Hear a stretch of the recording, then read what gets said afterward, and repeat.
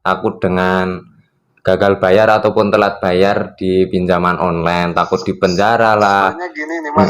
Boleh diceritakan Bang? Yang saya kasih tahu aja. Yang penting itu mental kita harus kuat.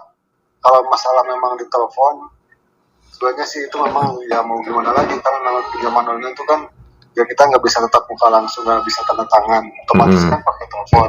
Kalau nggak telepon kan ke email, kalau nggak ke email ke WA gitu. Sebenarnya kalau misalkan memang OJK, kita yang dari OJK itu nggak bisa semua kontak, paling ya data yang memang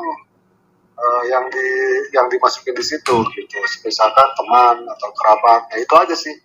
Yang lain kita misalkan memang ada yang itu, yang lain nggak bisa. Terkecuali dulu pernah saya di dana bagus seperti itu, sebenarnya khawatir juga sih, makanya banyak yang memang konsumen ngerti kita sebuah data ya itu udah otomatis lunas sebenarnya. Ya kirimin aja screenshotan, sebenarnya masih nggak usah repot. Kalau ternyata memang di orang lain, misalkan ya teman kita ternyata ini data kamu nih ada ke saya, ini nanyain, screenshot aja, screenshotin, nah nanti tinggal kirimin ke ke kontak center yang memang misalkan data bagus atau apalah, kirimin ke situ, ya udah itu udah pasti dianggap lunas. Itu udah anggap lunas. Itu cara terakhir kita sebenarnya kayak gitu. Kalau misalkan ada lagi nih tiba-tiba kayak gini, siapin uangnya, kalau nggak saya lagi sekarang datang ke rumah, ini saya sekarang lagi menuju, itu bohong. Cuma gertakan kan emang ya mempunyai ya karakternya emang gitu, harus ada gertakan kan, cuma gitu ya. Iya betul. Debt collector. Itu foto yang lama kita juga kita tinggal cari di YouTube, di Google aja, misalkan daerah mereka di mana nih, misalkan lagi di Banyumas, cari aja kota Banyumas jalannya, kita lagi di sini pada mau siapa yang mau ke sana. Kan nggak banyak memang desa itu, nggak Jabodetabek sih banyaknya. Untuk Jabodetabek ya. Iya. Abangnya udah lama itu jadi debt collector? Oh udah lama banget, saya udah sampai konsumen saya disuguhin sama golok juga pernah. Lama banget. Pahit manisnya, cuman saya risetnya yang dari ilegal tuh aduh ngeri banget. Ini yang terutama juga memang ya, keselamatan saya juga sih sebenarnya, kasihan juga lah gitu. Gak seberapa, cuman wah jadi kasihan gitu.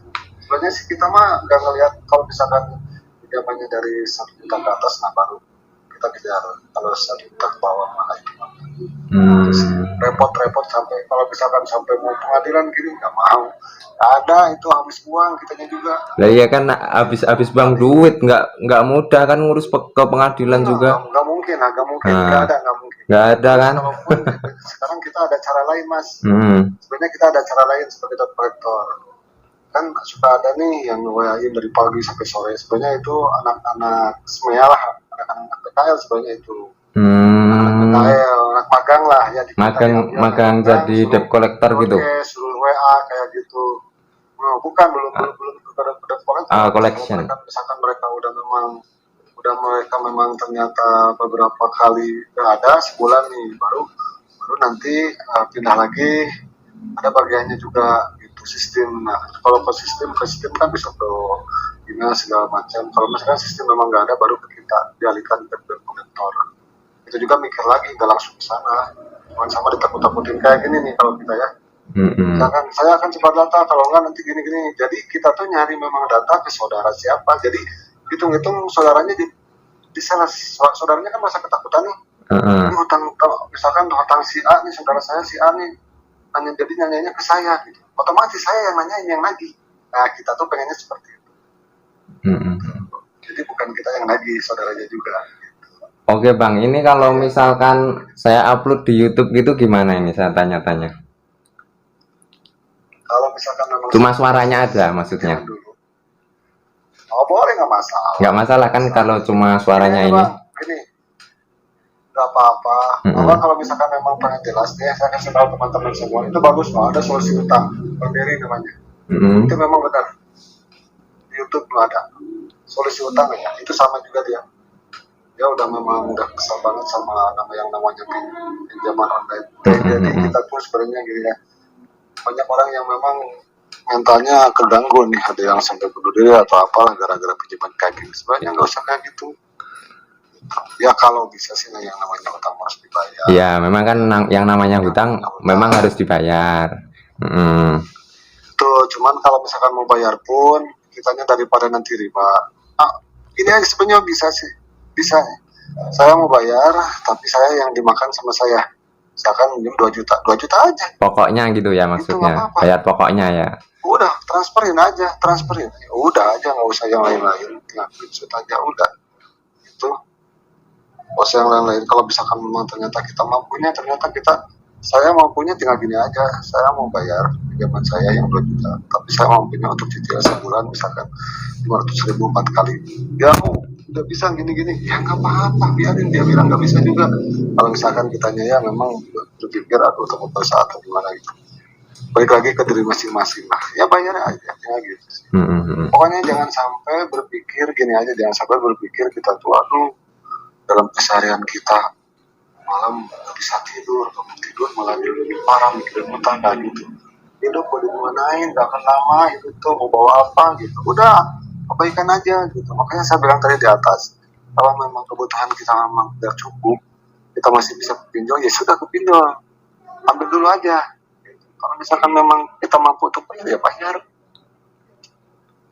Tapi kitanya harus kuat mental dulu. Kalau nggak kuat mental mah jangan. Karena kan kebanyakan yang telat bayar atau galbay itu kan mentalnya kan pada kena, takut didatangi debt collector, takut diteror kan seperti itu. Nah takut nanti kontaknya dihubungi. Tapi kan untuk yang aplikasi pinjaman online OJK kan harusnya nggak memiliki akses ke kontak ya? Nggak ada. Ya nggak ada ya. Nggak bisa, itu nggak bisa. Nggak ada. Nggak ada. Itu ada beberapa, untuk bulan kemarin aja itu ada 135 yang memang udah masuk OJK itu udah ditutup sama OJK-nya. Ditutup karena memang ada beberapa yang masih nakal dan di dalamnya tuh masih beranak tau nggak? Kayak koperasi lagi. Kalau kita misalkan buka nih kayak aplikasi yang lain, misalkan kita nggak di ACC, di dalamnya ada lagi gitu ya. Karena di dalamnya tuh jadi 7 hari. Itu yang kalau dari OJK itu harus minimal 3 bulan. Oke, jadi ini abangnya mantan dari debt collector aplikasi apa saja, Bang? Kalau saya sih sebenarnya yang dari yang pertama itu dan bagus, terus dari pinjaman sekejap. Sekejap kita tuh sekarang udah nggak ada di Play Store, tapi masih bisa untuk ngambil di Chrome, Google, terakhir di Kredivo. 7 aplikasi saya. Kalau aku laku saya enggak. Aku itu memang ya seperti Kredivo juga, tapi memang sih caranya pun mereka sopan lah sama gitu ya, karena memang udah OJK sangat berhati-hati juga. Kalau aku kalau pokoknya yang memang rajin tuh aku Kredivo itu rajin. Kalau kita memang udah nggak bayar, tapi selama memang 90 hari kalau memang kita nggak bisa, ya sudah. Dan lagi berarti orang ini udah nggak bisa. Tapi ya nggak mau ya data kita diserahin nanti ke sana gitu.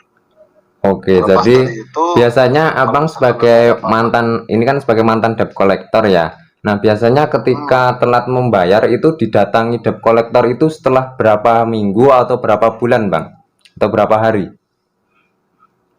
Kalau misalkan memang, jadi gini, untuk yang di mana nih, Kredivo aja ya? Ya di Kredivo juga nggak apa-apa. Kalau di aplikasi lain kan ilegal mah beda lagi. Ilegal memang sebulan juga datang.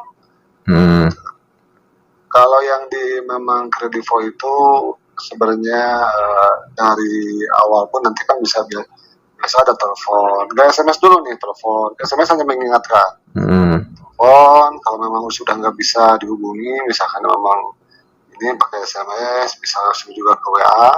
Nah, kalau misalkan setelah itu nanti ada surat ke email, data Anda sudah dialihkan ke lapangan. Itu kita tuh nunggu dulu seminggu. Kita tuh yang WA dulu sama konsumennya.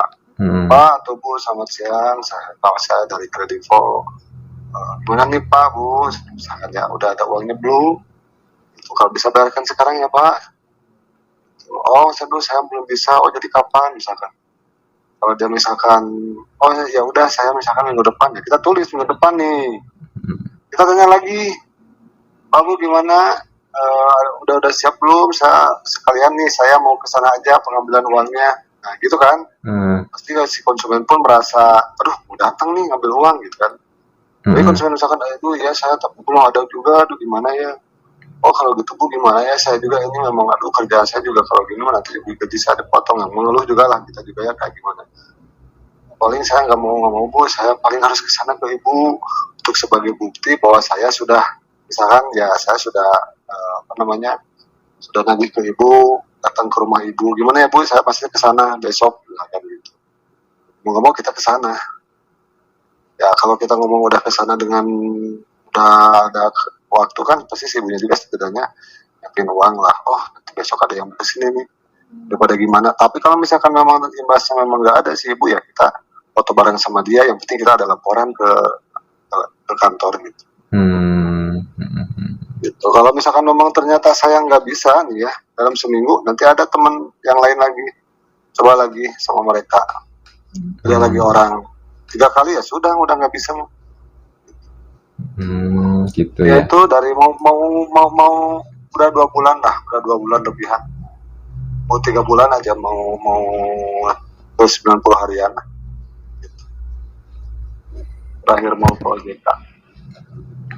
Oke, jadi berarti kalau misalkan debt collector datang itu nggak perlu takut ya harusnya.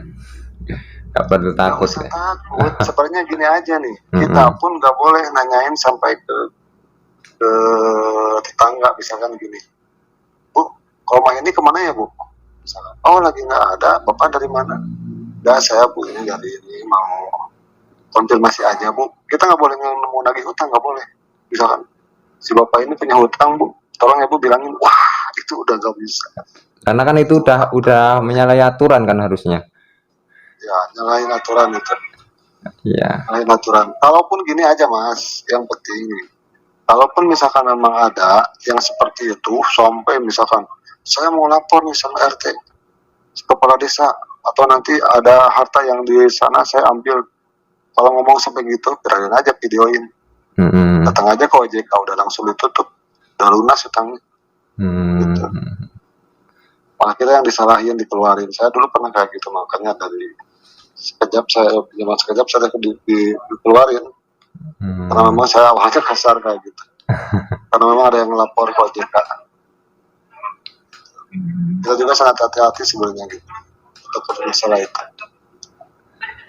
Intinya sih mental pasti kena, tapi ya sebenarnya sih kalau di penjara kan takut ada yang tanya juga gimana kalau di penjara, kan sesuai dengan undang-undang kan nggak ada ya, nggak bisa ya.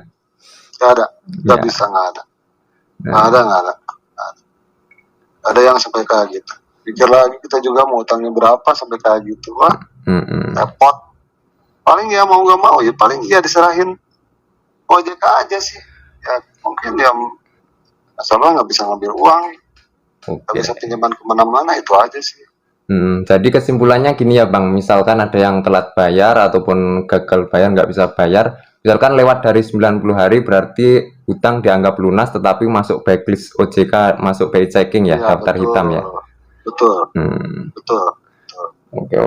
Yang gini aja sih untuk mental ya, sebenarnya kan si konsumen mentalnya kena. Kalau misalkan nggak mau memang kena mentalnya, ya kalau mau ada telepon ya sudah jangan diangkat, WA jangan dibalas, hapus aja. Kecuali kalau kita memang udah siap ada uang ya baru kita nego. Oke. Kalau misalkan memang sangat benar-benar terus terpengaruh ya sudah ganti aja nomornya. Udah tenang, urusan beres. Saya lagi nggak usah takut misalkan sebar data gimana. Enggak lah. Sekarang apalagi sangat hati-hati. Jangan takut aja sih.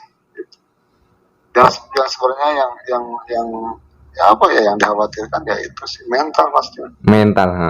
Kalau udah kena udah. Itu aja sih paling. Oke, tapi mungkin itu aja dulu ya, saya mau asar dulu nih. Oke, baik Mas. Terima kasih ya Mas untuk infonya. Ini saya izin upload ke YouTube ya, semoga bisa mengedukasi banyak orang. Nama YouTube-nya apa nanti tulisin aja ya. Oke, siap Bang. Terima kasih. Assalamualaikum. Siap, ayo, siap. Waalaikumsalam warahmatullahi. Oke, jadi seperti itu ya teman untuk perbincangan saya dengan mantan debt collector. Sebagaimana untuk kesimpulannya, buat teman-teman yang mungkin telat membayar atau gagal bayar, tidak bisa membayar di aplikasi pinjaman online manapun, kalian itu tidak perlu takut teman-teman.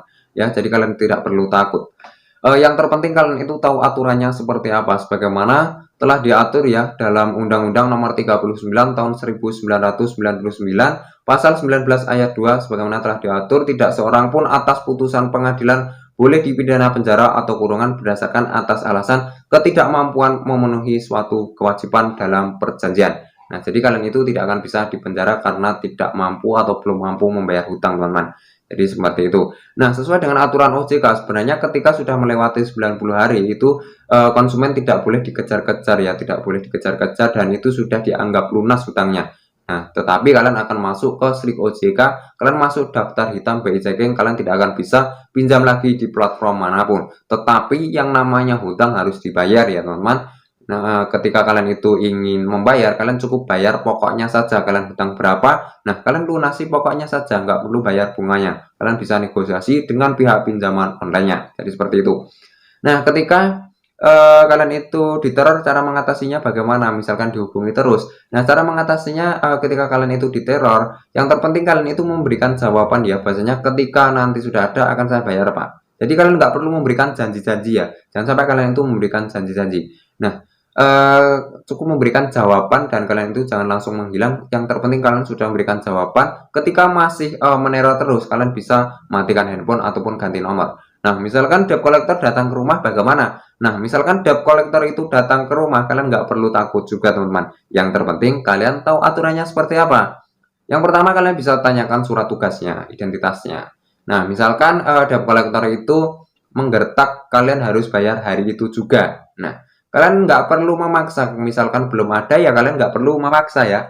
Jadi kalian itu jangan sampai gali lubang tutup lubang. Misalkan belum ada ya jawab saja untuk saat ini belum bisa membayar. Nanti kalau sudah ada akan saya bayar, seperti itu. Nah, misalkan kalian itu ingin melunasi pokoknya saja hutangnya, ingin melunasi hutangnya, kalian bayar pokoknya saja ya, nggak perlu bayar bunganya, kalian bisa negosiasi. Kemudian misalkan debt kolektornya itu mengancam akan sebar data, itu sudah ada pasalnya juga, teman-teman. Kemudian misalkan akan menyita barang, itu juga sudah ada pasalnya juga. Kemudian misalkan bertindak anarkis, itu juga sudah ada pasalnya juga. Misalkan sampai membawa RT lah, inilah. Nah, itu juga sudah ada pasalnya juga. Semua itu sudah menyalahi aturan, teman-teman. Kalian bisa videokan saja ketika debt collector tersebut sudah menyalahi aturan, tidak bekerja sesuai dengan SOP. Jadi seperti itu. Nah, untuk teman-teman yang saat ini masih mempunyai pinjaman ya, masih mempunyai pinjaman, semoga kalian selalu diberikan kesehatan dan dilancarkan rezekinya, segera terbebas hutangnya, dan kalian segera menjauhlah dari pinjaman yang berbunga ya, teman-teman. Jadi kalian menjauhlah dari pinjaman online maupun pinjaman offline yang berbunga. Lebih baik kalian itu pinjam ke saudara yang tanpa bunga. Oke, jadi untuk video kali ini cukup sekian ya. Semoga bisa bermanfaat. Kurang lebihnya mohon maaf. Terima kasih. Wassalamualaikum warahmatullahi wabarakatuh.